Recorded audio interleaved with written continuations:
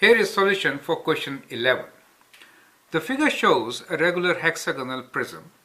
Determine a single vector equivalent to each of the following.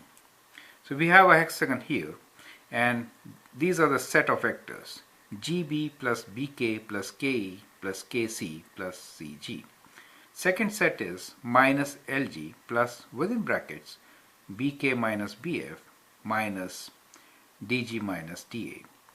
And then we have AD plus JD plus DE minus GC plus KH, right? So you can actually solve it and then look into my solution. Here is how I like to do it.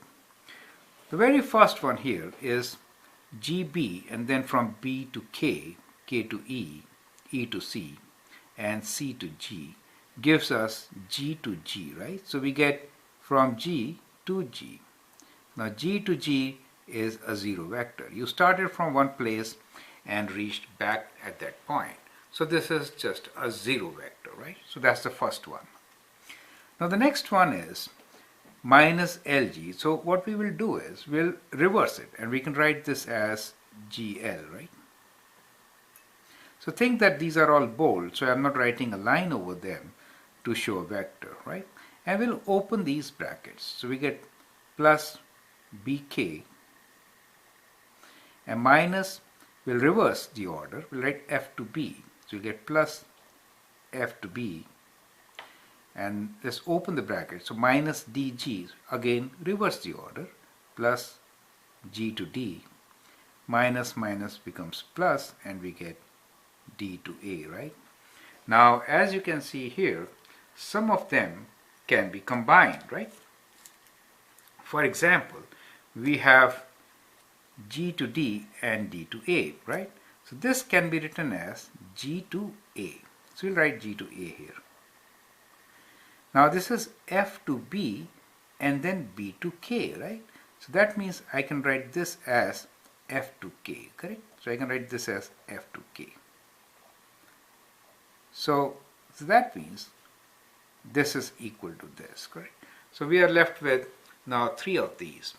Now let's try to see how we can simplify this further. Now G to L is this line, and then F to K is here, that diagonal from F to K, and G to A is going up. Now if we replace G to A with L to F, then we can connect these two. Do you see that? So let's do that. G to A is same as L to F, right?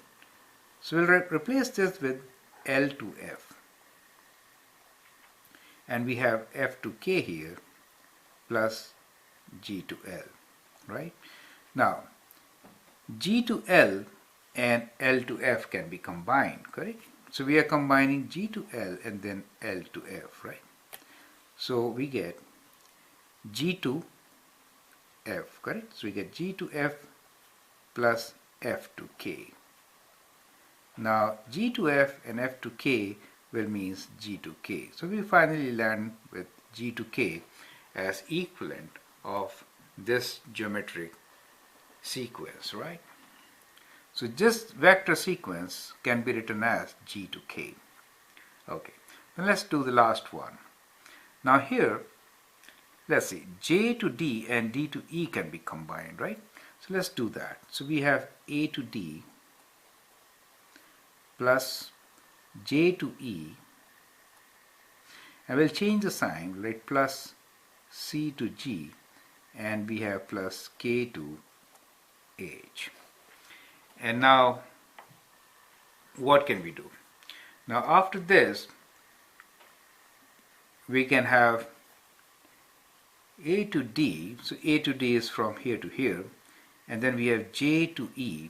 So J to E is in here, right?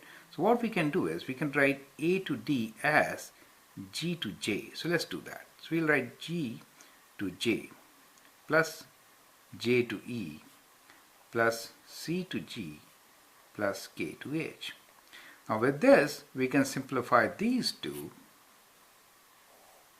and we can write this as G to E plus C to G plus K to H. So we have G to E, that means G to E, C to G, C to G. So we can go from C to G and G to E, right? Then K to H. So let's combine these two. C to G and G to E will give us C to E, right? C to E plus K to H. Now C to E and K to H. This is K to H. C to E can be written as K to H. Now we can C to E and K to H. We could write E to B, right? That we can do. K to H can be written as E to B. So we'll replace K to H by E to B, right? And so we get C to B. So that is how we can add all these vectors, correct? And get our result, right? So think that they are bold, and therefore I'm not writing a line over them to show them as a vector. But whenever we write bold like this, it means vectors, right? So normally when we write in hand, then it's better to write a line over it. Since it becomes very congested, I've avoided that. So therefore, think that these are all vectors. C to E plus E to B will give us C to B. So that is the kind of solution which we can get for this vector sequence. I hope you understand and appreciate it. Thank you and all the best.